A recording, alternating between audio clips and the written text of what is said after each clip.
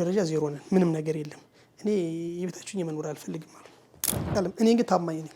ለኔ ግን የሆነሽ ገንዘብ ማግኘት ነው። ምክንያቱም ጎዳና እንዳላደር ፈራለሁ። ሁሌ ምንድነው ላንተ ያኔ ሁሌ ትበላለህ ሲሉኝ ውድ ተከፍሎ ምናምን ይመስለኝና እኔ እጄ ላይ ገንዘብ የለም ፈራለሁ። ጥቃይ ነው፣ ተባይ ነው። እውነት ተባይ ነው። በቃ ምንም አይመስልም። አሁን ወጣት ነው አንተ በዚህ እድሜ ብድርስ አግኝቶ ቢዝነስ ለመስራት ለምን አልሞከርክም? ሪፈርት ሚኒሊክ ተጻፈልኝ ገና 1 ወር በ8 ወር ከምናምን ማለት ነው። ከዛ እጃችን ላይ ምንም ገንዘብ የለም። እግዚአብሔር ወይ በቃ ምንም ፈጣሪ ያለ ምንም ከወጣ በኋላ ብቻ መኖር ጀመረ። ይብቻ ነኝ የኖር በጣም ህይወት ያሁን ፈተና ውስጥ ገባው። በቃ ዜሮ ዜሮ ደግሞ እንሳለሁ። ምን አይነት አባት ነው? እኔ ደውላ አባ ስትለኝ በጣም አልቅሻለሁ፣ አዝኛለሁ።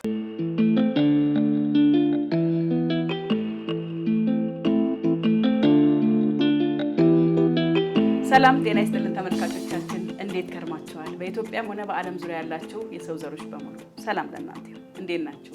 የልቤ እውነት የተሰኘው ፕሮግራማችን ላይ ዛሬ እንገኛለን። የዛሬው ባለ ታሪካችን እንግዲህ ያው በተለያዩ የጀብሎ ንግዶች ብዙ ቦታ ሰራ ቆይቻለሁ። ያው ከፖሊስ ጋር ሌባና ፖሊስ የተጫወቱት ሰራ ነበረ። በጣም ብዙ ጥረት እያደረኩኝ ከክፍለ ሀገር ጀምሮ አዲስ አበባ ድረስ የወጣሁባቸው የወረድኩባቸው ውጣ ውረዶች አሉ። እነሱን አወራለሁ። የትዳር ህይወት ያለ እንዲሁም ደግሞ በቅርቡ ደግሞ የሁለት መንታ ልጆች አባት ሆኛለሁ። በጠቅላላ የሶስት ሴት ልጆች አባት ሆኛለሁኝና ስለዚህም ታሪክ እናንተ ላወራላችሁ ፈልገው ለየት ያለ ታሪክ ስላለ እንግዳ መሆን ፈልጋለሁ ብሎ የመጣው እንኳን ደህና መጣው። ሰላም ነው ወይ? ሰላም ነው። እንዴት ነህ? እግዚአብሔር ይመስገን አለው። ተመልካቾቻችን ዛሬ ባለ ታሪካችን ታሪክ ምንድነው? እናንተም የጨነቃችሁ ግራ የገባችሁ መልስ ሰጣችሁበት ጉዳይ ካላችሁ በ0905 83 22 83 የስልክ መስመራችን ነው። ደውሉልን። ዋትስአፕ፣ ቴሌግራም፣ ኢሞ እና ቫይበር የ5 ደቂቃ ታሪካችሁን በድምጽ ቀርጻችሁ ብትልኩልን አይተን ገምግመን እንጠራችኋለን። እንግዲህ ከዛሬ ባለ ታሪኬ ጋር አብሬ የምቆየው እኔ አርቲስት ገነት ንጋቱ ነኝ። ዩቲዩብ ቻናሌን ሰብስክራይብ፣ ላይክ እና ኮሜንት ሳታረጉ ቪዲዮ በፍጹም ማየት ክልክል ነው ብያለሁ። ሰብስክራይብ አድርጉ። ላይክም ኮሜንትም ደግሞ እንደዚሁ እንፈልጋለን። የዛሬ ባለ ታሪክ ምንድነው? ወደሱ እናልፋለን ማለት ነው። አምሳሉ አቤት፣ ሰላም ነው ወይ? እግዚአብሔር ይመስገን። ለምንድን ነው በደንብ አስተዋውቅ ከየት እንደመጣ? አምሳሉ አንተነ እባላለሁ። የመጣሁት ከክፍለ ሀገር ነው። እሺ፣ ከየት? ከጎጃም ነው የመጣሁት። ከጎጃም ነው የመጣሁት። ያው አመጣጤ ብዙ ጊዜ ያው የገጠር ልጅ ነኝ። ገጠር ውስጥ ያው አልተማርንም። ያው እንዳልተማርን ይታወቃል። ከብት ስናግድ ምን ስንል ያደግ ነው። ያው ልጅ ነን። ከዛ ግን ምንድነው መማር በምንችልበት ሰዓት ያው የቤተሰብን ተጽዕኖ ይኖራል፣ የአርሶ አደር ነገር። ከዛን ግን ህይወታችን ለማሻሻል ህይወቴን ለማቀየር ብዙ ስሞክር ነበር። በገጠር ደረጃ በአርሶ አደር ምንም ስል ብዙም ለውጥ አልነበረም። ስንት ዓመት ድረስ ቆየ? ያው የተወለድኩኝ በ82 ነው። አዲስ አበባ የገባሁት 2004 ነው። 20 ዓመት ላይ ሆነን የመጣው። አዎ እንደዛ ይሆናል። እንግዲህ ያው ስላልተማር ብዙ ጊዜ ያው ለማወቅ ትንሽ ይከብደኛል። ያው መጀመሪያም እንደተነገርኳችሁ አረ ነጋዴ ሆኖ ሂሳብ እያወቅ እና ምንድነው ንግድ ላይ ሲመጣ ሂሳብ ጎበዝ ነው። አዲስ አበባ መጣሁ። ስመጣ ምንድነው ያው በቃ በራሴ ምን ማድረግ አለብኝ? እዚሁ ሀገር ላይ አልተማሩ፣ መሬት የለኝ፣ ንብረት የለኝ፣ ምንድነው ማድረግ ያለብኝ? የግድ አዲስ አበባ የሚባለው ሀገር መሄድ አለብኝ የሚለውን አስበ ራሴ። እንዴት አሰብክ? አሁን ገጠር ሲኮን እኮ 20 ዓመት ምናምን ድረስ ስትመጣ ትዳርም አለ። እዚህ ነው ትዳር ያዝኩት። እዛ ግን ትዳር ያዝክ ማለት ሳይሆን መቼም ቤተሰብ ያስብ ነበር። ልጅ ለልጅ ምናምን የሚባል ነገር የለም ገጠር ውስጥ ነበረ እኮ። እንዴት አመለጥከው? ግን በዛን ህይወት ምንድነው ያመለጥንበት መንገድ አንዱን ያመለጡበት ትዳር ያልመሰረቱበት ዘመን ያው መንግስትም በዛን ሰዓት አቻ ጋብቻ የሚባል ነገር ስላለ በዛን ሰዓት ቤተሰብን ፍራቻ ነበር። ያለ እድሜ ጋብቻ የሚባለው ነበር በእኛ ሰዓት ማለት ነው። በሰፈር በሊቀመንበር በተለያዩ አመራሮች ላይ እንዳትድሩ የሚባል ነገር ነበር። የተሰጠ ነበር መመሪያ ነበር። ይሄን አስታውሳለሁ ልጅ ነኝ። ኦኬ። እና በዛን ሰዓት ያው እኔም አላገባም የሚል ነገር ሐሳብ ነበር። ምክንያቱም እኔ እዛ ውስጥ መኖር አልፈልግም። ህይወቴ በቃ ምስቅልቅል ሆኖ እንዲኖርም አልፈልግም ነበር። እውነቴን ነው። እና ምንድነው ከዛ ቤተሰብን ግን እንዳገባ ህይወት ይፈልጉ፣ እኔ ግን አልፈልግም የሚል ሐሳብ ነበርኝ። እውነትም አሉኝ። ከዛ ወደ አዲስ አበባ። ህልም ምን ነበር ታዲያ? ልክ እምቢ ስትል ህልም ምን ቢሆን ነው እምቢ ያልከው? እዛ ጋር እንጨርሰው መጀመሪያ ታዲያ። ኦኬ። እኔ እዛ ጋር እምቢ የምልበት ምክንያት ህልሜ ምንድነው የሆነ ራሴን ችዬ ጥሩ ደረጃ ደርሼ ማግባት ነው የምፈልገው ነው የኔ ዓላማ፣ የኔ ህይወት ማለት ነው። ምክንያቱም ትምህርትም ሳልማር እንደገናም ደግሞ እዛም ደግሞ ትዳር ሂጄ እንዴት እኖራለሁኝ? ወይ ወደ ከተማ ሂጄ የከተማ ልምድ ሂጄ ወደ ንግድ ዓለም ገብቼ ራሴን ኑሮ ራሴን ቤተሰብ ሳላስቸግር መኖር እንዳለብኝ ነበር ማስበው። በቃ ቤተሰብ ነው ማስበው። ግን ምንድነው እንደዛ እያሰው እያለው ከዛ በቃ እድሜ እየጨመረ ሲሄድ አዲስ አበባ ሰው አዲስ አበባ ሄዶ ህይወቱን ተቀየረ ምናምን የሚባል ወሬ ነበረ። ሰዎች አዲስ አበባ ሄደው ሱቅ አላቸው፣ ድርጅት አላቸው፣ ነጋዴዎች ናቸው፣ ይማራሉ የሚባል አስባለሁ። ይነግሯቸዋል እየመጡ። ከዚህ ሂዶ የነበረ ሰው ነበር። ዘንጠው ነው የመጡት። ዘንጠው ሲል እኔ ያንን ሰማሁና እውነት ነው ብዬ በቃ አዲስ አበባ መምጣት አለብኝ ብዬ በ2004 ወደ አዲስ አበባ በራሴ ቤተሰብ ሳልነግር አይ ማለት በቃ ጥፋቻ ሳይሆን መሄድ ያለው ብዬ ሳላማክር ነው የመጣሁት። እንዴት መጣ? ስትመጣ አመጣጤ በቃ በራሴ ነው የመጣሁት። ዶሮዎች ነበሩኝ። ዶሮዎችን እነዛን ዶሮዎች ይሸጡና እንቁላሉና ትራንስፖርት አልነበረኝም ነበር። ያችን አጠራቅሜ አዲስ አበባ ገባሁ። አዲስ አበባን አላውቀውም። ማቤት አረፍ እኔ ዝም ብዬ አውቶቡስ አረፉና ውጭ ነው ያደሩት። እሺ ውጭ ሳድር ግን ምንም እንቅልፍ አልወሰደኝም። አዲስ አበባ ነው እንዴ ምናምን የሚለውን በቃ ጭንቀት ውስጥ ገባሁ። ምግብ አለ መራብ አለ ምንም አልመሰለኝ። ምግብ ባላ አንድ ቀን አደር ምንም አልመሰለኝም እኔ እና መጣሁ። ከዛ ቤት መጣሁ። በግድግዳ ስልክ ይህ ሳንቲም የሚገባበት ነበረ እና አንድ ቀን የሆነ ወዛደር ሰራሁና የሆነ ሴትዮ አሸክማኝ 13 ብር ሰጠች እንደዚህ ምናምን ስላት እና ሻይ ዳቦ ምናምን ገዛችልኝ። ያችን 13 ብር በያስዋት በአንዳንድ በሳንቲም ትዛይል እንጂ ደወሉ። የሆነ ገጠር ውስጥ እንትን ነበረ ስልክ ነበረ የህዝብ እና አዲስ አበባ ነኝ እንደዚህ ቤተሰብ እናት አባቶች እንዳይጨነቁ ስነግራቸው በቃ ምንድነው ሲሉ እኔ ህይወቴን መቀየር እፈልጋለሁ። እነዛ ውስጥ አንደኛ በጋብቻ ጥያቄ አለ፣ ሁለተኛ በኑሮ ደረጃ ዜሮ ነን፣ ምንም ነገር የለም። እኔ የቤታችሁኝ የመኖር አልፈልግም አሉ። ከመጣሁ በኋላ ግን አዲስ አበባ ውስጥ እኔ እንደሰማሁት አይደለም፣ ሰው ያቀኝ የለም፣ ምንም የለም፣ ሁሉም ጨለማ ሆነብኝ። ሁሉም ጨለማ ማህበረሰብ ወጣክ እዛ የነበሩት ላይፍ እና እዚህ ጨለማ ሆነብኝ። ምን ውስጥ ልግባ? ምንድነው አዲስ አበባ የተለያየ ዱርዬ እንዳለ ምንም እንዳለ ወሬው ይወራል እና ትልቅ ሰዎችን እና እንደዚህ የሆነ ሰዎችን ሲሄድ ሳናገር አንዳንዱ ሲሸሸኝ አንዱ ሲቀርበኝ ባካችሁ ስራ አሰሩኝ ምናምን ማለት ሲጀምር ተያዣለች ሲል ምንም ዘመድ የለም ምናምን ማለት ጀምር። ከዛ ምንድነው የወዛደር ስራ ጀመር መርካቶ ገብቼ ማለት ነው። ወዛደር ስሰራ መርካቶ ወዛደር ስራበት ሰዓት ሰው አምኖ ሊሰጠኝ አልቻለም። እኔ ግን ታማኝ ነኝ። ለእኔ ግን የሆነች ገንዘብ ማግኘት ምክንያቱም ጎዳና እንዳላድር እፈራለሁ። ሰዎች ይገሉኝ ይሆን ያርዱኝ ይሆን ምናምን የሚል ነገር ይሰማኛል። እውነቴን ነው። እኔ ምንም እውነት ታሪክ ነው የምነግርሽ እግዚአብሔርን እና ከዛ እንዲሁ 3 ብር 4 ብር የሆነች በቃ ሰው የተሸከማትን ይዤ እንዲያምኑኝ ብዬ ሰዎችን ከስራቸው ነው የሚሄደው አንዳል ነገ እንዳይሉ ብዬ እንዳይፈራ ማለት ነው። እንዲያምኑ ብዬ ማለት ነው። በቃ ሰው ታማኝ አድርጎ የሆነ ስራ እንዲያሰራኝ ነበር መፈልግ። እንደዛ ሲያሳደርግ ምንስል በቃ ከዛ የሆነ ሰዓት ደግሞ እንደዚህ በቃ ቁጭ ብዬ ቁሚ 1-3 ቀን አድርኩ ማለት እችላለሁ። ለምን ማደር የለኝም ገንዘብ። ከዛ ምንድነው ያደረኩት? ልክ እንደዛ ከሆነ በኋላ ያደረኩት ቀጥታ የ32 ቀበሌ የሚባል በ3 ብር አልጋ ይያዝ ነበር። እዛ ማደር ጀመርኩ። የት ነው 32? አውቶቡስ ተራ። ስለ አውቶቡስ ተራ ነው እኔ መጀመሪያ የወረድኩበት ታሪክ በኋላ እና እዛ ሳደ በቃ ተባይ ነው ምናምን በቃ ስቃይ ነው፣ ተባይ ነው፣ እውነት ተባይ ነው። በቃ ምንም አያስተኛም።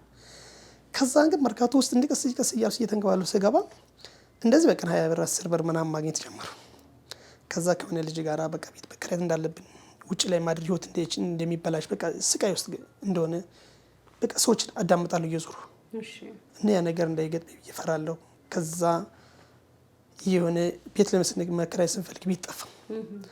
ወደ 60 ምናምን ብር አካባቢ ያጠራቅመን ማለት ነው። እሱ 100 ብር እኔ 100 ብር አንድ ልጅ ነበር ማለት ነው። ቤት የት ይገኝ? አዲስ አበባ የለም። አሁንም እንደዚሁ ውጭ እየተጓጓዙ ማድረን አመጣው ገንዘብ ለማጠራቀም ማለት ነው። ሜዳ ላይ ማለት በቃ አልተኛም ማለት ይቻላል። እዛው ትዋኑ ምናምን ጋር ትዋኑማ በቃ በጣም ከባድ ነው። አይታሰብም፣ እሱ ነገር አይታሰብም፣ ባይወራ ይሻላል ነው የምለው እኔ። እና እንደዛ እየሆኑ ያለው በቃ የሆነች ቤት ለሁለት ተከራየን። ከጓደኛ እንደ ልጅ ማለት ነው። እንደዚህ በውጭ ያወቁት ልጅ ተማመን ምናምን እሱ ከኔ የተሻለ ነገር ስላለው ከዛ ምንድነው ወዛደር ስሰራ ምን ስል በቃ ያው ህይወት ከባድ ናት። በዛን ሰዓት ምንድነው ሰው ምድር ላይ ሰው ያስፈልጋል። እውነቴን ነው። ሰው የሚያስፈልግበት ሰዓት እኔ ሰው የለኝም፣ ስገባ አዲስ አበባ ሰው ስለሌለኝ ኢቭን ምግብ ምን ያክል ተሽጦ በምን እንደሚሸጥ ሆቴል መጠየቅ አልችልም። እንደ ሰው ቡሌ መብላትም አላውቅም። ኦኬ አላውቅም። እውነት ቡሌ ምንድነው ላንተ ያኔ? ቡሌ ትበላለህ ሲሉኝ ውድ ተከፍሎ ምናምን ይመስለኝና እኔ እጄ ላይ ገንዘብ የለም እፈራለሁ። አንተ ለምን ቡሌ በልተህ አታድር ምናምን ሲሉኝ እኔ እንዴት ቡሌ ማለት ትልቅ ሆቴል ላይ ሲያመጣ ዲኩ ብዙ ብር ተከፍሎ እኔ ብር የለኝም በሱ የሰው ምግብ በልቼ ልታሰረ ወይንም እንደገርፍ የባባላ አላለሁ እፈራለሁ። ይዘው ሲመጡ አትበላውም? አልበላም ስለሚከፈል በፍጹም አልበላም። እሺ አልበላም። ምንድነው ጦሜ ነው የጦሜ ማድረግ እችላለሁ፣ አቅም አለኝ ማለት በቃ ይሁን ውስጤ ቆራጥ ነው። ቆራጥ በነበረበት ሰዓት ማለት ነው። ከዛ እንደዛ ሲሆን ያው ህዝቡን እየተላመዱ መምጣት ባህሪ በጣም ከአንዱንም እንደዚህ ጠጋ ብዬ ስራ አሰራኝ ስለው እንደዚህ ያው እንደ ነገሮች በወዛደር ደረጃ ነው የምንሰራው። ከዛ ውጭ ማንም አቅሙ ኖሮ ወይንም ሱቅ አንከፍትም ወይም ደግሞ የሆነ ነገር አናደርግም። ከዛ ተነሳውና እንደዚህ አስልስል የወዛደር ስራ በጣም ማስጠላ። ምክንያቱም ሰው አሸክሞሽ የሚከፍልሽ ገንዘብ ዜሮ ነው። በእውነት እንደዚህ ላይ ጠፍ እያደረግሽ ነው የምትሄጂው። ይሄ ልብስሽ ሁሉ በቃ እስኪ ያን ያስብ ሰው እቃውን ስለምናደርስለት ብቻ ነው የሚያስብ ማለት ነው። ያን ካላደረሰን ምንም ክፍያው ዜሮ ነው። ግን ያችን ሳረግ ምንድነው እኔ ቁርስ እቃጣና ለምሳ ነው መብላት ጀመሩ። ቁርሴን ቀጥቼ ምሳ መብላት ጀመሩ። ገንዘብ ለማለት ቁርስ አትበላም? አልበላም። ከዛ ምንድነው ጀብሎ መስራት እፈልጋለሁ። በቃ እነዚህ ልብሶች እንደዚህ ካልሲዎች ምናምን በቃ 3-4ቶች ፍሬ ይዞ መዞር ጀመር። ስዞር በቃ ፖሊሱም ደንቡ ምናምን መስራት አይችሉም ይለናል። በቃ ይበለጠ በቃ ችግር ውስጥ እየገባሁ ሄዱኝ በማያሰራይ ሰዓት ማለት ነው። ምክንያቱም እዛ ጋር ቤት ኪራይ ገብቻለሁ። ቤት ኪራይ የምከፍለው ጠፋ። ሰውን አበድሬ የምለው ነገር የለም። አላውቅም። ዘመድ ምናምን የለም እዚህ የለም ዘመድ። አበድሬ የምለው ሰውም የለም። እንደዚህ ነገ ዛሬ ብለን ደግሞ የአዲስ አበባን አከራይ ደግሞ እኔ እውነቴን ነው አዲስ አበባን እየጠላሁ ሳይሆን ቀስ ብለን እንሰጣለን ብለን ማንም ጊዜ አይሰጥም። የግድ በሰዓቱ መክፈል እንዳለብን ነው የታወቀው። ከዛ እንደዛ ሲሆን እዛን ዘመን ያችን ስሰራ አንዴ ህገ ወጥ ነው ተብሎ ሲወሰድብኝ ተመልሼ ደግሞ አገግሜ ስሞክር ሲወሰድብኝ በቃ ዜሮ ደግሞ እነሳለሁ። ምክንያቱም ራሴን እየጎዳው ህይወቴን የነገውን ነው ማስበው። እንደዛ እያልኩ ያው ህይወት በዚያ አለፈ። ከዛን አለፈና ትንሽ የተወሰነ ነገር ሆነ ማለት ነው። የማደግ ነገር የሚባል ነገር አለ። ከዚህ የሆነች ሳንቲም ሲሄድ ከዚህ እኔ እውነቴን ነው የሆኑ ሰዎች ፍች ሰላሌ ሮብና ማክሰኞ ገበያ አለ የሚባል ወሬ ሰማሁ። ፍች ሰላሌ ገበያ አለ ምናምን የሚባል ወሬ ሰማሁና ከዚህ ከበርካቶ ድስቶችና ትሪዎች ምናምን ገዝቼ ሄዱ። አዎ ይጄ ሲሄድ የሚወራው ነገር ውሸቱ ነው። እኔ ይጄ ሲሄድ መዘርጋት አልችልም ተባሉ። እዚህ ጋር ይቻላል ነው ምንድነው እንደዚህ ቀዝን አለቀሱ። ውስጥ በጣም ተሰማኝ። ምክንያቱም የዛኔ 40 ብር ትራንስፖርት ማለት በጣም ብዙ ነው መሄጃው። 40 ብር ማለት በአሁኑ ሰዓት 4000 ብር ማለት ነው። ከባድ ነው በጣም ብዙ። በ2005-6 አካባቢ ማለት ነው። ያችን አንድ ዕቃ ሳልሸጥ ራሴን ባይን እያነባው መጣሁ ሂጅ አዲስ አበባ ማለት ነው። ይዘው ተመለሱ አይቻልም ተብዬ ማለት ከዛን ግን ተስፋ አልቆርጠር ደብረ ዘይት ሂጅ በስንተኛው ጊዜ ደግሞ ለመሸጥ ምክንያቱም በቃ ምንም አማራጭ የለኝም። ተመልሼ ያን ህይወት ጎዳና ላይ ከገባሁኝ ህይወቴ እንደሚበላሽ ጭንቀት ውስጥ ገባሁ። አሁን ወዛደር ስገባና አውቶቡስ ተራ ስገባ ማደሪያ ሳጣ ሰዎች ማያቸው እዛ ጋር በቢላጭ ሲቆራረጡ ሲበጫቸው ስለማይ የኔ ህይወት ይበላሻል ብዬ እፈራለሁ። ቁሜ ነው ማለት ነው። ሻሻ ምናምን የሚባል ነገር አለ እና እኔ ቁሜ ነው ማለት በዛን ዘመን ማለት ነው ቤት ካልገባሁ ወይም ደግሞ እንደዚህ ብዬ ወክለው ከያደረኩ ማለት ህይወቴን ለማዳን ሲባል ማለት ነው። ከዛ እንደዛ ሲሆን እዚያ ሂጅ ትንሽ የሆነች ግማሽ ወሽጬ መጣሁ። ከዛ ምንድነው ማድረገው ምን መስራት አለብኝ ብዬ በቃ ራሴን በራሴ ሀሳብ ውስጥ መግባት ጀመሩ። መጨነቅ ግን አንዳንዴ በሀሳብ ጥሩ ነገር አመጣለሁ፣ በሀሳብ መጥፎ ነገር አመጣለሁ ምናምን ሳደርግ ድጋሜ ነገር አልፋተም። ወደ ስራ ደረጃ ነው ለፋት መጣር ያለብኛል። የማማክረውና እንትን ምለው ሰው የለኝም። በዛን ሰዓት ማማክረው ከጎን ሰው ቢኖር ጥሩ ደረጃ እንደምደርስ እኔ ራሴን አምነዋለሁ ማለት ነው። ከዛ እንደዛ ሲሆን ያው የተወሰነች እንትን ያሉና ቤት ተከራይቼ መኖር ጀመር። ለብቻ ተለጠልክ? ጓደኛ የተወሰነ ያ ማለት ጓደኛ የተሻለ ስላለው ያው ትዳር ያዘና ወጣ። ከኔ የተሻለ ነው ኖሮ እሱም ብቻ ነው እሱ ነው አይዞህ በርታ ጠንክር የሚለኝ ነገር ማለት ነው። ከዛ እሱም ወጣ። ከወጣ በኋላ ብቻ መኖር ጀመሩ። 500 ብር ነው የቤት ኪራይ የምንከፍለው። 500 ብር 250 ነበር። አሁን 500 ብር ሊከፍል ነው ማለት ብቻ ያንሱ። ያ 500 ብር ከየት እንደማመጣው ግራ ገባኝ። እኔ ውስጥ ጭንቀት ውስጥ ገባኝ። ምንድነው ማድረግ ያለብኝ? አትክልት ተራ ገብቼ ወዛ አይደል ስራ እንዴ ምናምን ብያስብ ሳስብ አሁን መስራት አለብኝ። ይሄ አቅሙ አልችላለሁ፣ ልምዱ የለኝም ያን ቤት ክራይ ለመክፈል። አሁን ያዛጀ ብሎ ላይ ነው መሄድ ያለብኝ ብያስብ ከዛ አንድ ቀን ነው 2 ቀን አትክልት ተራ ሲሄድኝ ያው ሰው አሁንም በእምነት የሚያሰራ ይሰው አጣው። እውነቴን ነው ማለት ነው። ይዘው ስለሚጠፉ እኮ ነው አንዳንዱ። እኔ ግን እንደዛን ግን አላደርገውም። ለምን ህይወቴ እና ከዛ እንደዛ ሳደርግ አሁን በቃ ሊሆን አልቻለም። ያችን ጀምር ቤት ክራይ ለመክፈል ስፈልግኝ አሁንም ሲጎልብኝ እንደዚሁ ከቀለቤ ስንስል የግድ አሁንም ከቤት ክራይ 500 ብር መክፈል ሳልችል ወጣው ለቀው ያን ቤት አልቻልም። የሰው ቤት ነው አልቻልሁም እና ከዛ ምንድነው አልቻልሁም እና ከዚሁ እንደዛኛው ይሄ ህይወት ልገባ ጀመሩ። ጎዳና በቃ እየሰራው የተወሰነ ገንዘብ ማጠራቀም ጀመረ። ከዛ እንትን ስል የኛ ጓደኛ ቅድም እንደነገር ሳማክረው አይ ለምን ትለቃለህ ምናምን አይ በቃ የተወሰነ ሰዓት አሉና እኔ ቤት ክራይ መክፈል አልችልም በቃ ምናምን አሉና ወጣው። እርግጥ ምንም ነገር የለም ትንሽ እየፈራሽ ናት ያለችና የሆነች ቦርሳ ናት ያለች ሌላ ነገር የለም። ምን ይዘነው ምን ሄደው ነገር የለም ማለት ከዛ ሴትዮዋ አይ በቃ ችግር የለም የተወሰነ ቀን ትቆይልሃለሁ ምናምን አለች። ከዛ ያችን ተፍጨረጨሩና አንድ ቀን አትክልት ተራ ገባለሁኝ ትንሽ ዋን ፌስታል ምናምን እያሱኝ 7 ብር 8 ብር 10 ብር 20 ብር ከሰራው እኔ በጣም ብዙ ነው በቀን። አዎ አሁን ያችን ጀብሎ ደግሞ በዛች አዞር ነበር። ያችን ሶን የብቻን ስፍጨረጨር ያችን ቤት ደግሞ መክፈል ጀመር የሆነ ሰዓት ቻሉ። ከዛ ደግሞ ሌላ ቅናሽ ቤት ፈለጉ ምንም አልቻል። ቤት የሚባል ነገር የለም። እንደዛ ሲሆን ይሄ በቃ ደንቦችም ፖሊሱም ያን ነገር ማሰራት አስቆሙ። በቃ ከዛ አዲጌ የተወሰነ ሰዓት ሲደርስ ሁሉም ነገር አይቻልም ተብሎ ቆመ። ፒያሳ ውስጥ ሰራ ነበር፣ አውቶቡስ ተራ ሰራ ነበር ከተማው ከለመደ በኋላ ማለት ነው። ከዛ እንደዛ ሲሆን በቃ አመታቶች እየቆጠሩ እየጨመሩ መጡ። ከዛ እየጨመሩ በሚመጡበት ሰዓት ይብቻን ስኖር መኖር ጀመርና ስራ መቀየር አለብኝ ብዬ አሰብኩ።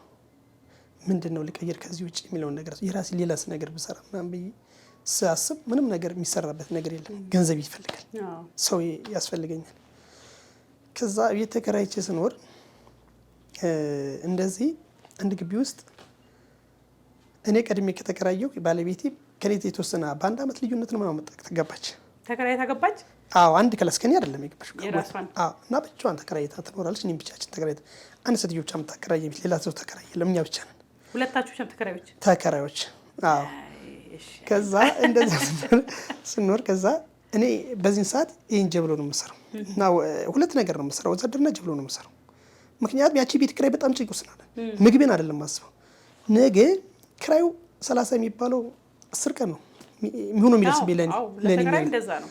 አዎ በዛን ሰዓት ማለት ወይ ጓደኛ ማላፈራሁም ሰው ማላፈራው ነገ ሰጣለሁ ብዬ የሚጠይቀው ሰው ስላልነበር የለም። አትግባባም ከጓደኛ ምናምን ይሄን ስንት አመት ማለት ያው ማለት ስንት አመት ኖር ከመጣ በኋላ ስንት አመት ቆየ? እዛ ቤት ከመግባት በፊት አይ አንድ 4 አመት ቆይቻለሁ እዛ ቤት 4 አመት አትግባባም ብዬ ሰዎች ማለት ያው ሁሉም ደካማ ነው እንደኔ ያለ ከኔ አብረን የማረጋቸው ጓደኞች በሙሉ እንደኔ ደካሞች ናቸው።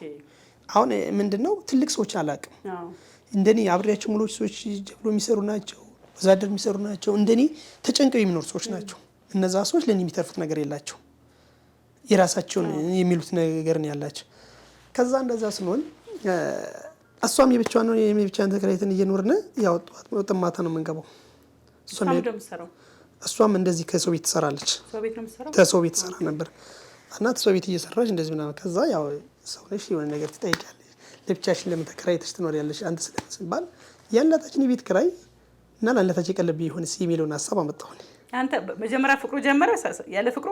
አይ ፍቅር ጀመረ ነው እንጂ ማን ጎራ ያለው አንዱ ቤት መጀመሪያ ማለት የሁለታችንም ጃን ወደ እኔ ቤት ነው የመጣች። ቡና ጠራሃት? አይ እሷ ናት እንጂ ሴት አይደለች እንዴ?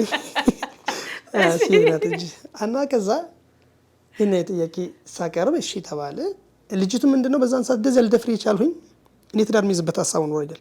በጣም ጎበዝ ናት፣ ታታሪና ብቸኛ ናት፣ ትታገላለች። ይቺ ልጅማ እንደኔ አብረን ብንታገል የሆነ ደረጃ እንደርሳለን የሚለውን ውስጥ ያስብ ነበር። ምክንያቱም የብቻዋን ነው ተከራይታ የምትኖረው፣ የብቻዋን ነው ለብሳ በልታ ጠጥታ የምትኖረው። በቃ ጨዋ ልጅ ናት፣ ወጣ ገባ የሚል ነገር የለም ማለት ብዙ ጊዜ ከአንድ 7-8 ወር ሳያት ምንም ብቻዋን ናት። በጊዜ ትገባለች፣ በጊዜ ከኔ ቀርባ ትገባለች። ምንም ነገር ግርግር ነገር የለም።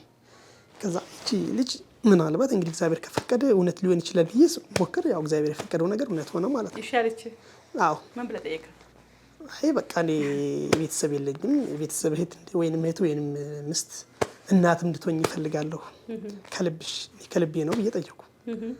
ታስበታለች። በሶስተኛው ቀን እኔም ሳይህ ደስ ብሎኛል እሺ አለች። ስትለይ እውነት ነው እየተቀበሉ ማንም ሽማግሌ የለንም፣ ምንም ነገር የለንም። እውነቴን ነው የምነግርሽ፣ ማንም ሽማግሌ የለንም። ከዛ 3 ዓመት ነው 2 ዓመት አካባቢ ላይ በላጤ ሆነን ለስራ ነው ስንሮጥ ነበር።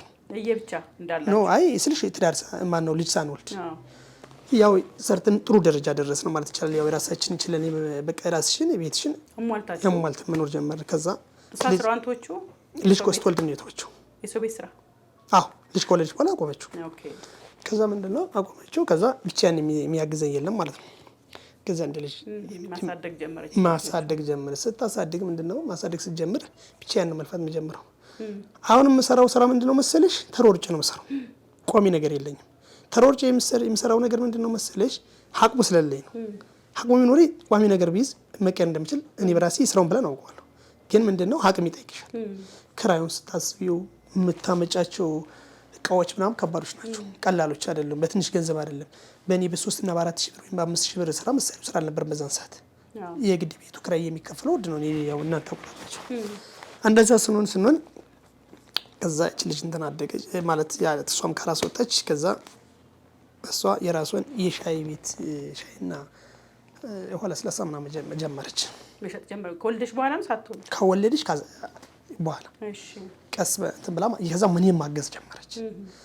እያገዘችኝ እያለ እኔም እንደዚህ ስሮሮጥ ስሰራውንም እሮሮጣለሁ። አሁንም ቢሆን ይሰሮሮጥ እየተሰራው እያለ አሁንም ምን ተፈጠረ መሰለሽ? ያው ካደገች በኋላ እርግዝና ተፈጠረ። ድጋሚ ሁለተኛ እነዚህ መንቶች መልሽ ማለት ነው። ስንት አመት ሆኗት የመጀመሪያዋ?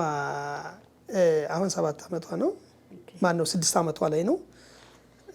ልጆች ገና የ8 ወር ላይ ናቸው። የ8 ወር ልጆች 8 ወሮች ናቸው ገና። ከዛ የሚገርምሽ ነገር እነዚህ ልጆች በቃ እንትን አሉ ማለት ነው። በእቅድ ነው? በእቅድ አይደለም። አይ ገጠመኝ የተፈጠረ ድንገት ነው የሆነው። ይሄ ነገር ድንገት። የመጀመሪያውን ግን እቅዳችን ነበር። ምክንያቱም አንደኛ ብቻችን ከምንኖር እግዚአብሔር የሆነ አንድ ልጅ እንዲሰጠን እንመኝ ነበር። ከዛ እነዚህ ልጆች ሲመጡ መንታ ነው ሲባል እኔ ግን ውስጤ በጣም ደስተኛ ሆነ። አንድ ለቅጥክም እንዴት ታድጋለሁ ምናምን እኔ ምንም ማለት ምክንያቱም ለምን እንደሰያልሽ እግዚአብሔር የሰጠኝ ነው። በቃ የሆነ ነገር እንደሚሰጠኝ ተስፋ አለኝ እግዚአብሔር ማለት ነው። ከዛ ምንም ማለት ግን የደነገጥ ለሷ ህይወትን ግን ያሰጋኝ ነበር። እርግዝናው ከበዳት? አዎ ይከብዳል ነበረ። በቃ በሰው ብዙ ነገር ሲዋራሽ ነበረ። ዶክተሮች ሲያስጨንቁን ነበረ። እውነቴን ነው የምነግርሽ። እዛ ሆስፒታል እንትን ምንድነው ይሄ ሪፈርት ሚኒሊክ ተጻፈልን ገና 1 ወር በ8 ወር ከምናምን ማለት ነው። ከዛ እጃችን ላይ ምንም ገንዘብ የለም። እግዚአብሔር ወይ በቃ ምንም ፈጣሪ ያለ ምንም አይሆንም ማለት። ከዛ ቀዶ ጥገና ምን ይወለድ ምናምን እያሉ ብዙ ሲያስጨንቁ ምናምን ሁሉም ነገር በሰላም ሆነ። ኖርማል ወለደች። ኖርማል በቃ በምጥ ነው ልጅ። እውነቴን ነው የምነግርሽ። እኔ ይሄን የእግዚአብሔርን ደስታ በደብቀው አልፈልግም። እግዚአብሔር ይመስገን። ከዛ እነዛ ልጆች ማጠብቂያቸው ነው ተወለዱ። ጽድት ያሉ ልጆች ተወለዱ ማለት ነው። ሴቶች ናቸው። እሺ ከዛ እንደዚያ ሆኖ ከዛ ሲሆን ምንድነው ያ ሻይ ቤትና ያልሽው ቡና እኔ መስራት ያለበት ከሮርጭ ማለት ነው። ከዛ እዚያ ቤት ውስጥ ላይ ምን ሆነ መሰለሽ? እሷ ብዙ ነገር ያስፈልጋታል። አዎ ዳይፐር፣ ወተቱ፣ ቀለቡ፣ ወዘተ ምናምን በቃ ይሄ ምንም ጥያቄ የለውም። አቅም ጠፋ ማለት ነው። መታማክሪው ሰው የለሽም። አሁንም ቢሆን ሰውን በዚህ ዘመን አበድር የምትይው ነገር ምክንያቱም ብድር ተበድሮ ነገ የሚመለሰው ከባድ ነው። ያን ነገር ነው ያደርገ እዳ ውስጥ መግባት ወይንም ነገር አለ። ከዛ ውስጥ ላይ ጭንቀት ውስጥ ገባው ማለት ነው ራሴን። እነዚህ ሴት ልጆች ናቸው፣ እንዴት ነው ህይወታቸው የሚቀጥለው? እኔ መጀመሪያ የመጣሁት ላይፍ ሊያሳልፉ ነው እንዴ ምናምን ብዬ ማሰብ ጀመርኩ። እነዚህ ሴት ልጆች ናቸው፣ ነገ እኮ ጎዳና ሊወጡብኝ ነው። ሲወጡ መደፈር ይመጣል፣ ህይወታቸው መበላሸት ይመጣል። እኔ እዛ ገጠር አላገባም ትዳር አልመሰረትም ብዬ መጥቼ እንደገና እነዚህ ልጆች ፈጥሬ እንዴት ነው ምናምን የሚለው በቃ ራሴ ማስጨናነቅ ጀመሩ ማለት ነው። ከዛ ምንድነው 2 ቤት ነው ተከራይቼ ያለ። ምን ለምን? ለስራና ለመኖሪያ። ኦኬ ለመኖሪያና ለስራ ማለት ነው። ይሄ ማለት ምንድነው የመኖሪያው ግዴታ ነው፣ ልጆች ናቸው። ያቺ መኖሪያ ስራ ቦታ ካልተከራየው ደግሞ መስራት አልችልም ማለት ነው። ምክንያቱም ውጭ ላይ ስሰራ ይዙኛል፣ ይወርሱኛል። ኦኬ እንደ በፊቱ ጀብሎ ብስሰራ ምክንያቱም እየለፋው እዛ ነው የማቀብለው ማለት ነው። የግድ መከራየት አለብኝ። ስከራይ ምንድነው በቃ ዜሮ ነው ጀመረ ማለት ነው። ስራው አቅም ጠፋ ማለት ነው። ምክንያቱም በጣም የሚያሳዝንሽ እውነት የኔ ህይወት በጣም እኔ እንጃ ብቻ እንደ ድካም ያላገኘሁት ማለት እችላለሁ። ምክንያቱም እኔ ሱስ የለብኝም ምን የለብኝም፣ ግን እንደዚህ እየለፋው እየደከም ለምን እንዳላ እንትን አለ በራሴ ጥያቄ እመጣለሁ። በሳጭ ያው ወጭ እንትም አለ ከስር ወጭም ስለሚል በቃ ለምን በቃ እንደዚህ ሰው እየለፋና እየጠራ ለምንድን ነው የሚለው ነገር ይመጣብኛል። እኔ በቃ ኑሮ የከበደ ሲመጣ ወጪው እየበዛብኝ ሲመጣ እሷ ደግሞ ራሱ ስናስ እየተጎዳችብኝ ስትመጣ ምናምን ልጆች ብዙ ነገር እየፈለጉ ሲጓደል በሳጫለሁ። ገብቶሻል? ውስጤ በቃ ይከፋኛል። አይ ነገ ታታሪ ሆኜ ጠንካራ ሆኜ ለሚስቴና ለልጆቼ ይህን ፈተና አልፌ ሌላ ደረጃ መድረስ አለብኝ ብዬ ነው ሁሌ መቀሌ የማቅደው። ገብቶሻል?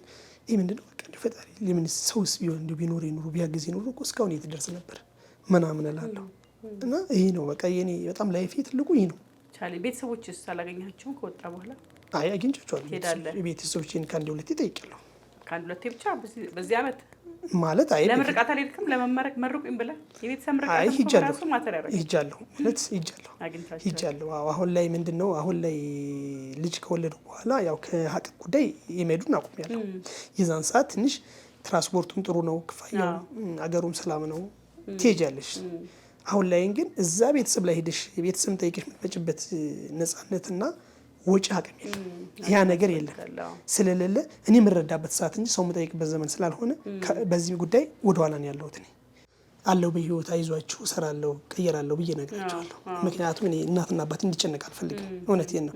እኔ እናት አባቶች በጣም እወዳለሁ አከብራለሁ እና እነሱ እንዲጨነቁብኝ አልፈልግም።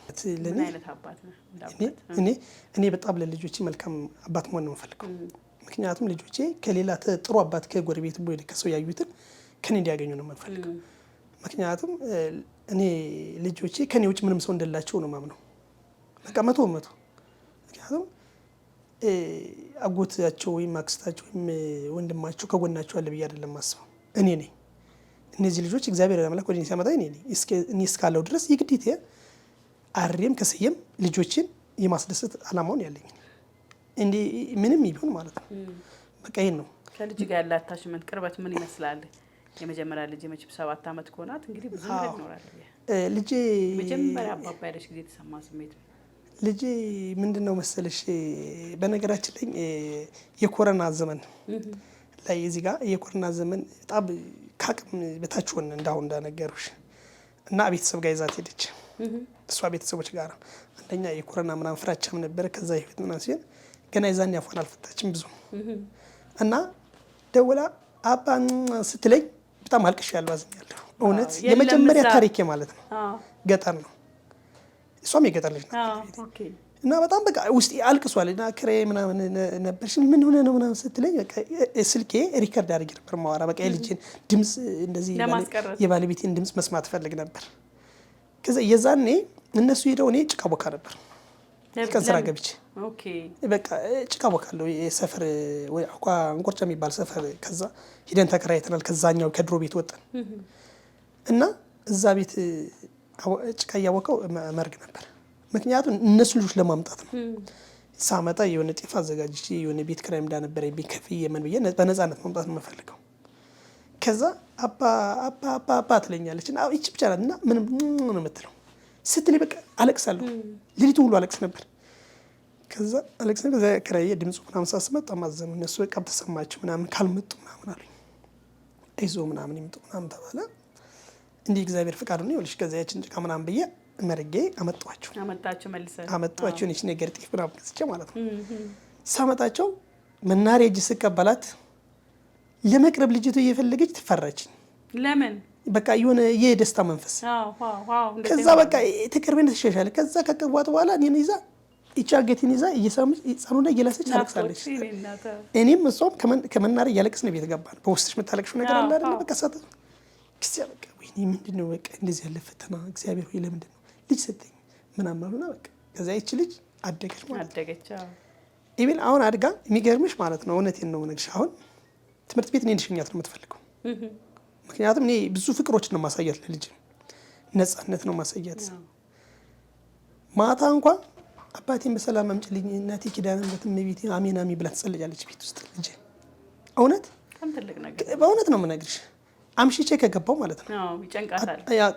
እኔም በቃ የእሷ ጭንቀት ስለሚታሰብኝ ስራ ካልሆነ ማምሸት አልፈልግም። ግን የሆነ ገጠመኝ ስራ አገኛለሁ የሆነች ነገር ብለሽ ታስቢ ታመሻለሽ።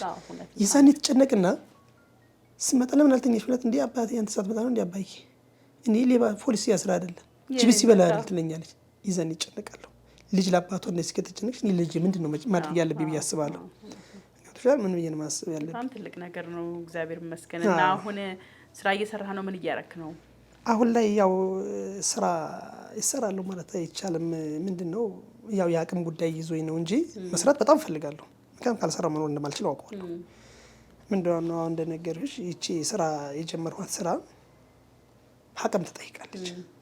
አቅም ስለምትጠይቅ የግድ ያን አቅም ማግኘት ይከብዳል።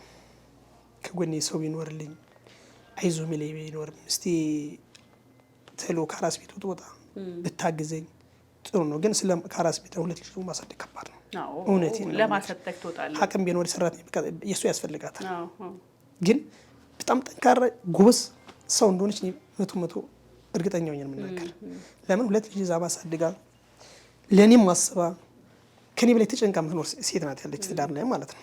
እኔም ከዛ በላይ ነው ማስበው። እውነት ነው። በጣም ትልቅ እንትን ነው። ግን አሁን ወጣት ነህ አንተ በዚህ እድሜ ብድርስ አግኝቶ ቢዝነስ ለመስራት ለምን አልሞከርክም? ከእድሜ አንጻር ወጣትነት አንጻር ጤነኛ ከመሆን አንጻር ምን አስባለሁ? ብድር ማለት አሁን ብድር ምንድነው? ብድር አሁን የምትይው የአራጣ ብድር ምናምን ከሆነ የማይወጣው ነገር ነው። አይሆንም። አሉ አበዳሪ ተቋማት አሉ አይደል እንዴ የሚያበድሩ እና ቢዝነስ ሰርተክ ጥቃቅንና አነስተኛ እሱ ላይ ምንድነው መሰለሽ የአዲስ አበባ መታወቂያ የሚባል ነገር አለ። ኦኬ መደራጀት የሚባል ነገር አለ። ያ ነገር ለኔ የለኝም። ያወጣልኝ ሰው መታወቂያ የለኝም። እውነቴን ነው የምነግርሽ። እኔ ተደራጅቼ የሆነች ቦታ ሂጅ ኮንቲነርን ብትሆን እንደዚህ 1 ለ5 ለ4 የሚባለውን ተደራጅቼ ገንዘቦችን አወጣ ብሰራ ቀደም ከኪራ አውቀዋለሁ። ግን ሞከሩት። ክፍለ ሀገር መታወቂያ ስላለን አይቻልም ተባሉ። ከክፍለ ሀገር መታወቂያ ለምን እዚህ ማውጣት አትችልም? የሚያወጣልኝ ሰው ራሱን የቻለ ቤት ፍቃደኛ የሆነ ነው የሚሉት። ኦኬ አልሞከርክም? ይሄንን መንገድ ሞክሬያለሁ። እኔ ምንም ያልሞከርኩት ነገር የለም። እውነቴን ነው። አዲስ አበባ መታወቂያ ማውጣት ብዙ ሰዎችን ጠየቁኝ። ማንም ፍቃደኛ ሊሆንልኝ አልቻለም። ምክንያቱም የራስሽ ያልሆነ ሰው እርግጥ እኔም አልፈርድበትም። ማንም ሰው ሲሆን ያው ተስፋ ትቆርጫለሽ። በጉልበቴ ነው የምታገለው። ያው ምንድነው ቅድም እንደነገርኩሽ ጭቃ ስራና የጉልበት ስራ ሰርቻለሁ። በቃ ያንን ነው። ብድር ያላገኘሁበት መንገድ ያ ነው። የክፍለ ሀገር ሰው ብድር ውስጥ አይገባም? አይሰጡም? የክፍለ ሀገር ሰው በወረዳ ምናምን እኔ እንጃ እኔ አላውቅም። ስለ እኔ ጥቦከሩ የለም ማለት እንደዚህ ያለ ነገር እንትስል ሰው መታወቂያ ሊኖር ይገባል። 1 ለ5 መሆን አለባችሁ። ከሆናችሁ በኋላ ብድር መውሰድ ትችላላችሁ። የምትሰሩትን ስራ ታይቶ ቦታ ተሰጧችሁ ያሉት። አሁን ሌሎች እንደዚህ በድለላም እንደዚህ ያርከበ ሱቆች ነገር ሸራብራብስ ይሰጣሉ። በዛ መልኩ ነው ያላገኘሁበት መንገድ መታወቂያ በመኖር ብቻ ነው። ምናልባት ደግሞ በዚህ መልክ ሊያግዙ የሚፈልጉ ሰዎች ሊኖሩ ይችላሉ። ማበደር የሚችሉ ተቋማት ሊኖሩ ይችላሉ። መታወቂያ እንድታገኝ ማድረግ የሚችሉ ሰዎች ሊኖሩ ይችላሉ። ከዛ አንጻር እንዴት ነው መንገድህን እንዴት ነው የምታስኬደው የሚለውን ነገር ለማወቅ ስለፈለኩ ነው የጠየቅኩት። ይሄን ነገር እንግዲህ ያው መንገዱን ስላላወቅ ነው። ባውቅ ኖሮ ካገኘው ደስተኛ ነኝ። ደስተኛ ምክንያቱም መስራት እንደምችል አውቀዋለሁ። ምክንያቱም እኔ ቅድም እንደነገርኩሽ ሱስ እንደሌለብኝ የምን አይነት ሱስ ስለሌለብኝ ስለማውቀው የግን ገንዘቡን ሰርቼ ለቁም ነገር እንደማርሰው አውቃለሁ። ምክንያቱም አንደኛ የቤተሰብ መሪ ነኝ። ለቤተሰቦች እንደነገርኩሽ ቅድም የሆነ ጥሩ ነገር ማቅረብ እንዳለብኝ ሱሰኛ ከሆኑና ገንዘቡን ካባከኑልኝ ቤተሰቦች እንደመበደል ማለት ነው። ያን ህይወትን አልፈልግም። በፍጹም እንዲገጥመኝም አልፈልግም። ስለዚህ ያን እድል ባገኝ ላደርገው ይችላል ሰራጅ በቃ 100% ያን እድል ባገኝ ግን እኔ ህይወቴን እንደምቀይረው። መጨረሻ ላይ የምትለው ነገር ምንድነው? ለፕሮግራማችን መስኪን የምፈልገው እኔ ምንድነው አሁን ያው እንግዲህ ሰው ምድር ላይ ሰው ለሰው ነው ተስፋው።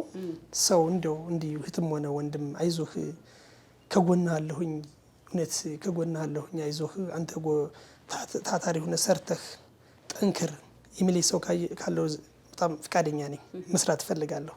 ምክንያቱም እንደነገርኩሽ ሰው ነው ያስፈልገኛል አይዞህ የሚለኝ ሰው። ምድር ላይ ሰው እስከነ ገንዘብ ወሳኝ ነው። ገንዘብና ሰው ወሳኝ ነው። ገንዘብ አለ ሰው ገንዘብ አይገኝም። ገንዘብ ደግሞ ቢገኝ ሰው ያስፈልጋል እንደሚባለው ያን ነገር በጣም እኔ ሰው በዚህ ሰዓት ሰው በጣም ያስፈልገኛል። አይዞህ የሚለኝ ከጎኔ አይዞህ የሚለኝ በርታ ጠንክር ምን ላይ ደረጃ ደረስ ብሎ የሚጠይቀኝ የት ነህ እስኪ ምን ደረጃ ድረስ ልጆችስ የትዳር ፍቅርስ እንዴት ነው ያንተስ አቋምህ ምን ላይ ደረጃ ድረስ በእኛ ሀሳብ በእኛ ምክር ምን ደረጃ ድረስ የሚለኝ ሰው በጣም ያስፈልገኛል። በጣም ምናልባት አንተን ማግኘት የሚፈልጉ ሰዎች ካሉ በምን አድራሻ ያገኙ? በምን ስልክ ቁጥር ያገኙ? ስልክህን እናስቀምጥልህ ብዬ ነው። እኔ ቋሚ ስልክ አለ፣ የራሴ ስልክ በራሴ ስም ያለ 0966 04 03 72 በዚህ ስልክ ቁጥር ደውለው 24 ሰዓት አለው ሊያማክሩ ይችላሉ ማለት ነው። በጣም ነው አመሰግናለሁ ታሪክን ስላካፈልከኝ። እኔም ስለሰማሁ ታሪክን በጣም ደስ ብሎኛል። ተመልካቾቻችን የነበርነው የልቤ እውነት የተሰኘው ፕሮግራማችን ላይ ነበር። እናንተም እንግዲህ ታሪክ አለን ለእናንተ ማካፈል የምንፈልገው ለህዝቡ ማስተማሪያ የሆነ ታሪክ አለን፣ ብዙ ነገር ለውጥ የሚያመጣ ታሪክ አለን የምትሉ ካላችሁ በ0905 83 22 83 የስልክ መስመራችን ላይ ደውሉልን። ዋትስአፕ፣ ቴሌግራም፣ ኢሞ እና ቫይበር ላይ 5 ደቂቃ ታሪካችሁን በድምጽ ቀርጻችሁ ላኩልን። አይተን ገምግመን እንጠራችኋለን። የዛሬ ፕሮግራማችን እንግዲህ በዚህ ያበቃል። ፕሮግራሙ ስመራ ቆይተን አርቲስት ገነት ንጋቱ ነበርኩ። ዩቲዩብ ቻናሌን ሰብስክራይብ፣ ላይክ እና ኮሜንት ማድረግ እንዳትረሱ። የዛሬን ጨርሻለሁ። ሰላም ለእናንተ ይሁን።